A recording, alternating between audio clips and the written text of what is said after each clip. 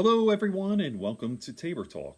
So, getting right into this. By the way, I'm your host, Michael Tabor. Okay, almost forgot to say that. So, I wanted to talk about Joe Rogan's last guest.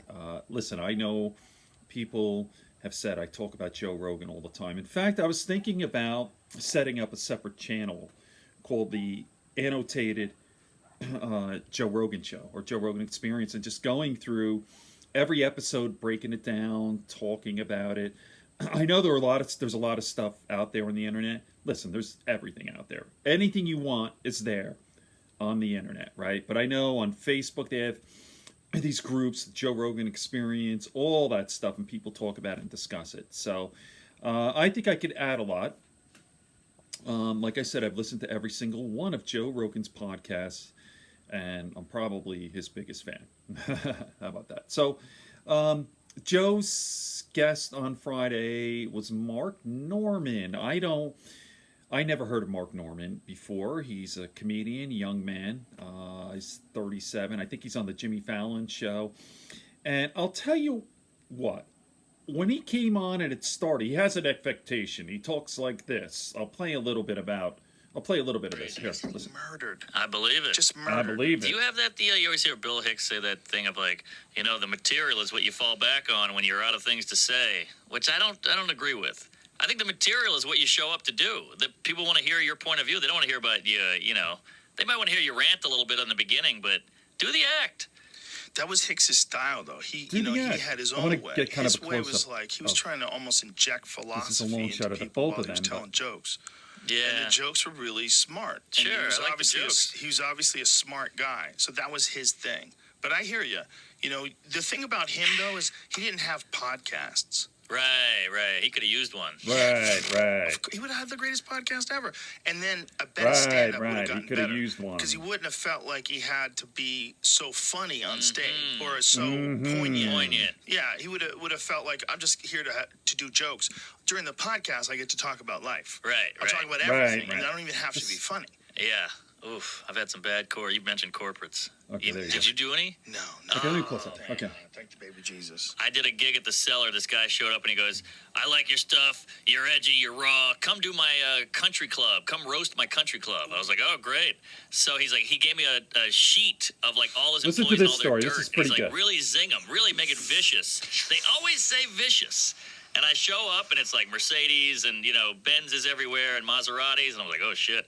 White tablecloths. I go up and I do the mic tap. Hey, everybody, I'm going to do some comedy. And they go, he's going to roast everybody. Sit back. He's got a cigar and a suit. And I go, hey, Bill. And Bill stands up and I go, we all know you're on coke. We've seen it. And Bill's like, what? And his wife's like, oh, my God, you're supposed to be clean. And I'm like, all right, well, that didn't go well. And I'm like, hey, Jeff, we all know you're cheating on your wife. And she's like, I knew it. And the kids are crying. And, Rob, we all know you're gay. Just come out already. And this is all the shit he gave me. And the place, the place is in a brouhaha, and the guy came back. He's like, "Get the hell out of here!" So that was tough. All right, True let me pause story. it then.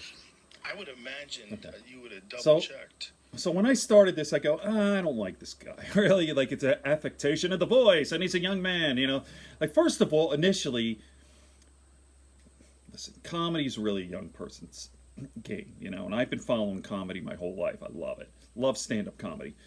And it's young, wise asses, and people are turned off by it. I mean, he's a good-looking guy, and he's like this wise guy, and he thinks, a know-it-all, smart-ass, and he has an affectation in that story about the corporate gig.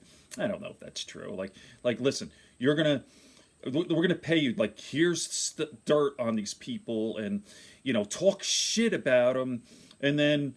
And then the boss or whoever hired you is going to call you out on it. It sounds like a story, but that's fine. That's his business. He's trying to create a story and all this, but you might be kind of turned off by it. Whatever. So, another thing, when I was watching this, I go, he reminded me of someone when I was a kid. Like, he's this wise ass, good looking young man like this. Like, he reminds me of a kid who used to probably pick on me when I was a kid. I mean, I've talked about this before, but I was like this weirdo kind of outcast misfit kid, right? So I had glasses. I have terrible eyes. These are just readers, by the way. I could always take these off, but wore glasses and crooked, always crooked, because by the way, one ear is shorter than the other. So even today, I see that whatever. So and I had some acne, and I had long, messy hair, and I was just kind of this strange kid. And I remember after high school, I was working at Burger King in Wayne, and there was this kid, Jason. I remember his name. He looked he looked, what he did, he looked like a very young Tom Hanks. Like, you would think, imagine Tom Hanks at 18 years old. I remember looking, I go, you look like fucking Tom. Tom Hanks wasn't really anything at the time. This was 1982, 83, and I'm 18 years old. I got pimples on my face, and I got hair, or my crooked glasses, and this kid used to tease me all the time, you know? And I'm sure I could have kicked the fucking shit out of him. He was small. He was like a small little wise-ass kid, you know? And I was just, I was too stupid, or who the hell knows, you know? It was in my own world. A weird kid, you know? So, okay, so there's that. I digress. Of course, I always digress. So the point is this. I've listened to not all of it, but I'm at the halfway point, and I like him a lot. He is, yeah, there's an affectation. He's got the voice, and you could see that he's trying to be funny. You might say he's trying too hard, but come on, man. We all are trying to do something. And here's the thing. Again, why I love Joe Rogan so much. I'm going to say something. I've listened to every single one of Joe's podcasts. He's never shit on anyone. Really. Not really. Joe always looks for the good in people. It's incredible. I've never heard anything. And he's kind of changed my outlook. I grew up, as I've talked about, I grew up with Howard Stern was a huge influence. And Howard was, everyone sucked. Everyone sucked. Oh, yeah, whatever his voice. You know, hey, Robin Williams sucks. And everyone sucks except for maybe a handful. You like Sam Kinison or whatever. And now Howard has evolved and he's older. But everything was shit. Everything sucked, and making fun of people. And, you know, that was Howard Stern's thing. But it grew on me. I listened to Howard Stern every day for decades. Every single day.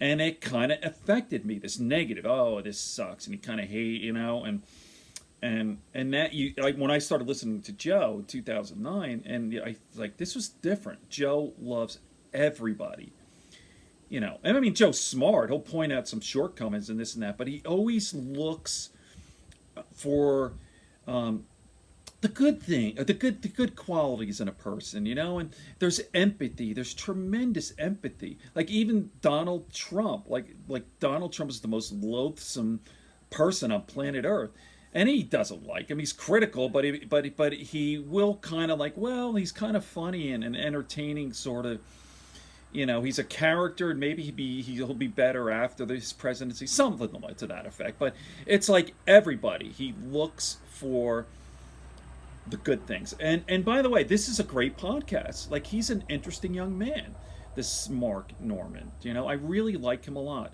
And let me end it here. So I'll say this. I've listened to every single one of Joe's podcasts, and some are better than others, but there's never a real downer. If you listen from beginning to end, I get something out of every single one of those 1,351 podcast episodes that Joe has done. He's just amazing. Love the guy.